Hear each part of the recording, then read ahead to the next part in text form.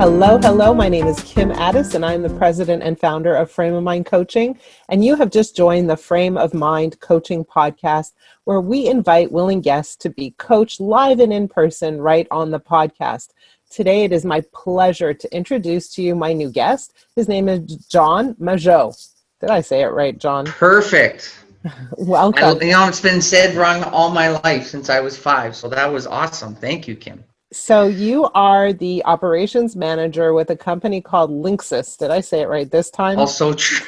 You're doing well. Yeah, the Linxus Group. That's correct. The Linxus Group.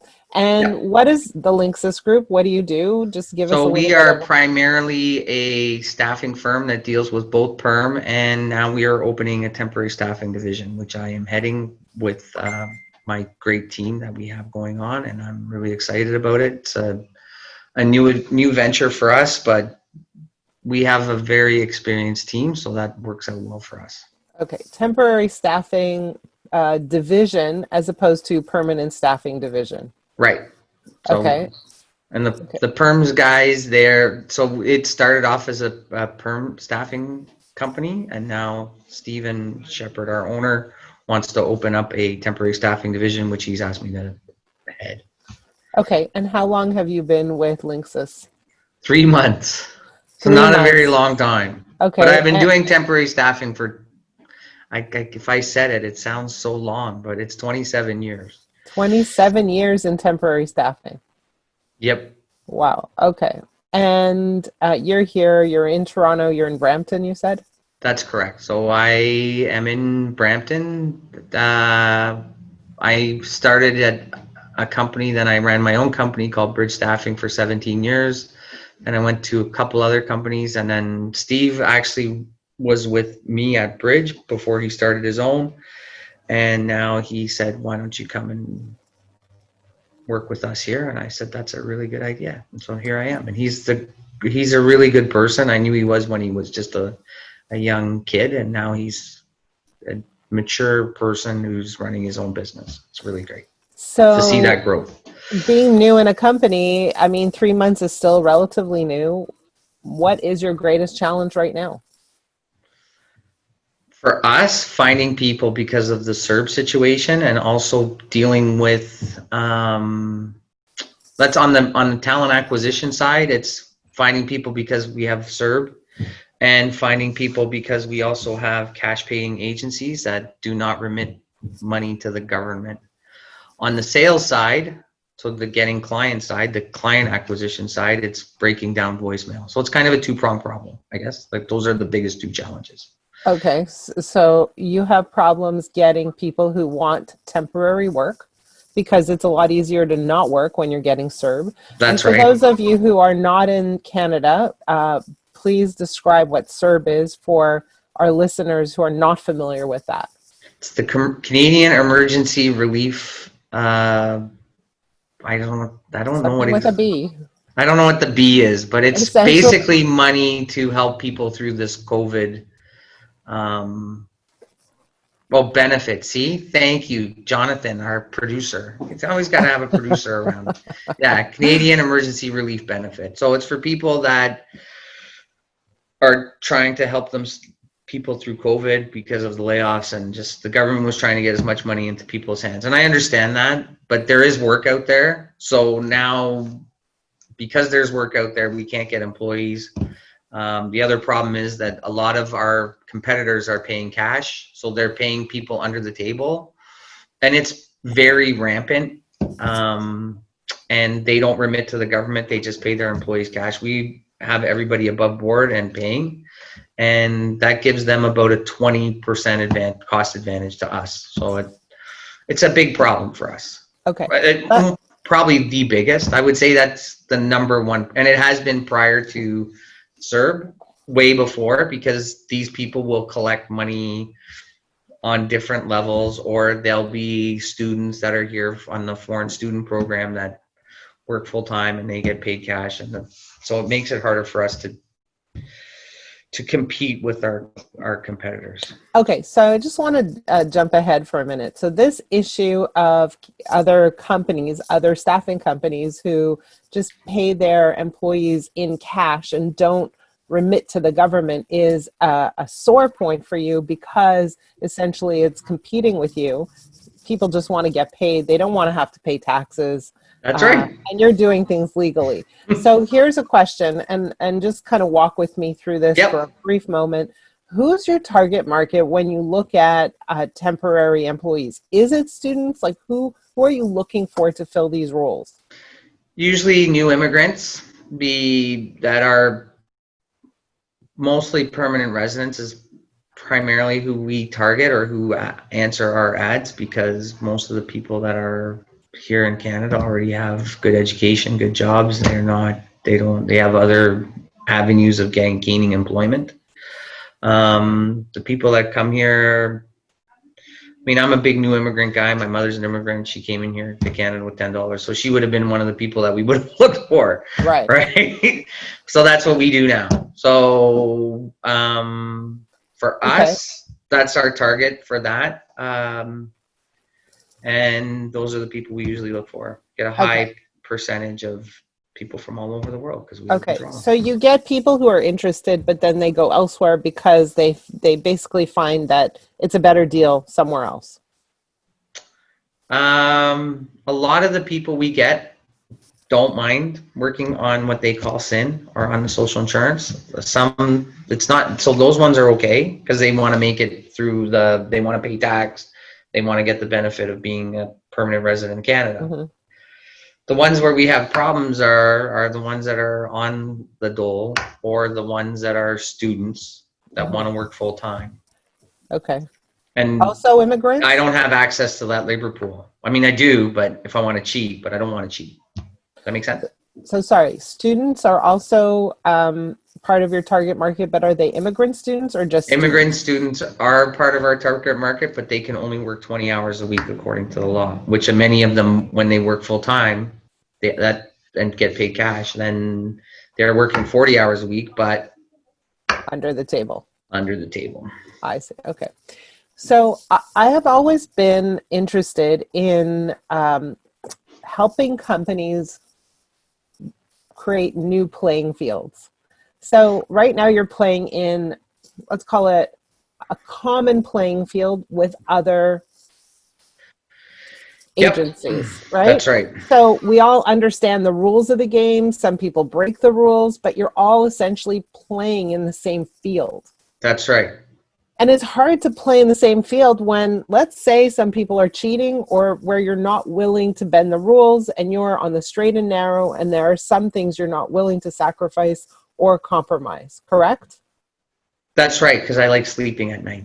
I don't want to go to jail. Perfect, perfect. Some people don't mind. I do. And nobody wants you to go to jail. However, I'm always a big fan of saying, okay, so here's the playing field. How do we change the game? And that's really, go ahead. Right? That's really the conversation here. And we change the game by changing the offering. We change the game by changing the service. We change the game by changing the way we have conversations and build relationships with these temporary workers, right? So what do I mean by that? Again, I don't know your market very well because my market is very different, but your market is filled with people who have a whole slew of needs. Maybe those needs are childcare. Maybe those needs are learning a second language more effectively. Maybe those needs are being connected to a community of sorts. I don't know. I'm completely inventing those needs. No, you're not wrong. Okay. Oftentimes what I'll do, and I agree with what you're saying, is I'll talk to our clients. Our clients they mostly don't care. That's part of our problem too, in this case. I have often talked to them about childcare, let's say, or proximity, or many of those other things that are helpful. I have proposed to many customers saying, look, you have a lot of space, especially now, because there's so much open commercial space. in, these times, let's add a couple of more things and have the shift be what I call the parental schedule. So one parent will work, and I will bang the drum hard on this, which is why I'm glad I'm on your podcast. So thank you. If we have a parental schedule, it makes an offering for people who have want to have two incomes, but it's just not possible. So a parental schedule to me is the person drops the children off at school between 8:30, and then they hustle over to work. They start at 9 or 9:30, so you can make the schedule from 9:30 and then till 2:30 or 3 o'clock, because then they can go and pick the children up at 3:30 after school. No customer wants to do that. They say, no, I want them here from 7 until 4. And my answer to that is, look, you want people here at $14.25 an hour after today. They can get that anywhere. But if you allow them you give them that benefit, then they will work for you.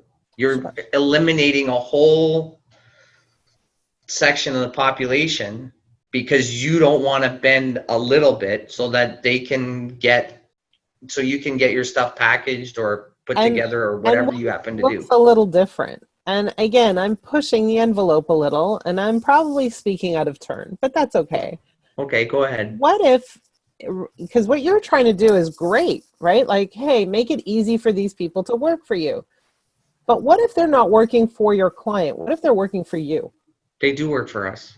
Great. So what can you do? What can you put in place that completely differentiates you from any other temp agency, where you're the service provider and addressing maybe this need of childcare, maybe other needs, but that you're providing something to these temp workers where they have a high degree of loyalty to you, and any other family members who come in, they say, hey, you've really got to go to Linksys. So in our situation, and again, temporary help's a little bit different because we only can go by what our clients tell us, right? So the way that it works is they actually do work for us, but we send them to jobs. Yes. That the clients tell us, this is the job that we want these people to do. These are the hours that they want. So I can't convince, it's the customers it's not the people. I understand what you're saying, Kim. The things that we have done in the past but we do it not as it might be something that I would look into, but if a temp comes, like now, again, things are so different these days because of this COVID, but in the olden times before March 15th, what we would do is say, okay, we would help them. So we would assist them in immigration. Like we have an immigration person, consultant that I know because I worked in immigration for a long time. So I say, okay, this is the person you go see, or this is where you go to learn the English language skills that you need to learn, or these. So you have a series of resources that we try and help the temps with if they ask us, and we don't. It's not a public thing, and I think I know where you're going because I can connect. We can make it more public for the people that we help. And that's something I would certainly entertain. But now that we're in these COVID times, it's really changed things dramatically. Sure. But, still the question remains is, how do we change the game? How do we not play the same game with the same rules that everybody else is playing? How do we go somewhere completely different in order to truly differentiate ourselves? What does that need to look like? And how do we truly serve the needs of those people we're trying to attract as our temporary employees? So that's question number one. Question number two is, I could pay cash. That's what they want. But again, if you pay cash, you're playing in the old in the pool. Right? And what we're trying to do is not do that. We're trying to change the game, right? So we can't keep going back to the rules or breaking the rules that we don't want to do, right? We want to create something completely new and be the draw so that every immigrant says, yeah, there are other options and it's good, but the best place to go is Linksys. So that's really what we're trying to create for you. The second question you had, and I'm not sure if we'll have enough time today, but it was, how do we get through voicemail? That's a big one. Yeah, That's a big one. And on the perhaps, client acquisition side. So go ahead. perhaps, perhaps we might have to make this a two-part series, but we'll see what happens. So you're trying to get through to potential employers, correct? That's correct. Okay, so historically, what was your strategy? Again, back in the olden times, we would call first. We would do what I call we would do walk-bys. So I just go to an industrial area, drop off packages, and then call them and continue to call them, link up with them on LinkedIn. The old sales techniques. The problem for us is, and I'm not unique in this. I am one salesperson, and I'm sure every salesperson has the same question as I do. You make 50 calls a day. One person may pick up the phone or two, and one of them may tell you to get lost or have picked up the phone by accident. What typically we do is hit them as many times as we can until they say yes. And I don't, you know what I mean? Like so there's about a 7-step process that I use that I develop it's pretty effective, but where you have the bottleneck or the constraint is usually when you call the person and they don't pick up and you can't engage them in a conversation. And usually when you engage someone in a conversation, if you're personable, which I mostly am, they will like you and they'll want to say, okay, you sound like you know what you're doing and you're going to send me good people. And I say, yeah, well, we'll see what we can do. We try. And then we move on from there. Does that make sense? So that's what I did in the old days, but I don't know how to make 50. I don't want to make 50 calls a day anymore and have no one answer the phone. It's painful. Right. Really. And it's a waste of time. Yes. Okay. So again, old rules don't apply. No. Okay. So this is a very interesting time in our lives where we have to do things completely differently than we've ever done them before. And not that I'm an expert at getting through voicemail, but I've been known to be a little creative, right? So the question becomes, how do we become creative? How do we really, really kind of, instead of spending our time making calls that never get answered, how do we take that time and perhaps create a different kind of connection with the person on the other end before we even reach out to them? So can we learn something about our target? Can we understand their needs, or more specifically, understand their pain points? So I'm throwing something at you right now. Okay, go ahead. Okay. I got you on my podcast, didn't I? Yeah. Did we know each other before? No, but that was because of the relationship. Pardon? How did we do that? Well, that was a relationship that you had with a person that you did it through LinkedIn, through my friend, and then she said, go on this show, and I'm here. So okay, but I have used LinkedIn. We use LinkedIn all the time. But perhaps rather than saying, hey, can I sell you some temporary work? Maybe the conversation looks a little different. Hey, I'm doing some research and I'm looking to interview someone who XYZ. Or I'm writing an article and I need some information on this. I thought that perhaps you can help me. I'm looking for a quote from someone. Oh, that's true. That's a good one. Right? Because nobody wants to be sold to. You want to build a relationship with someone, but how do you build a relationship?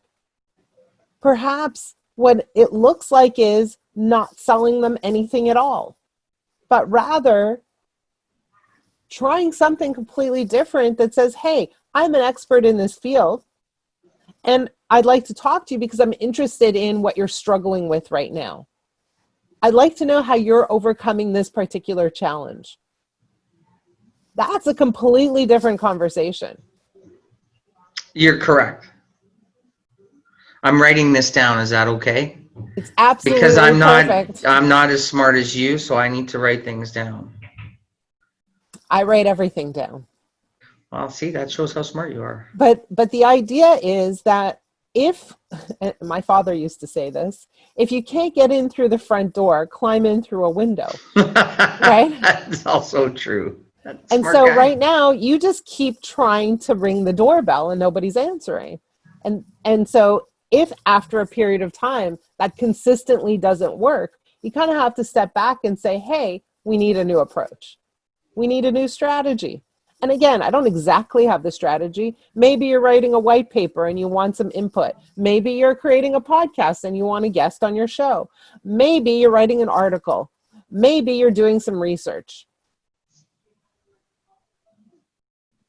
Again, I don't know.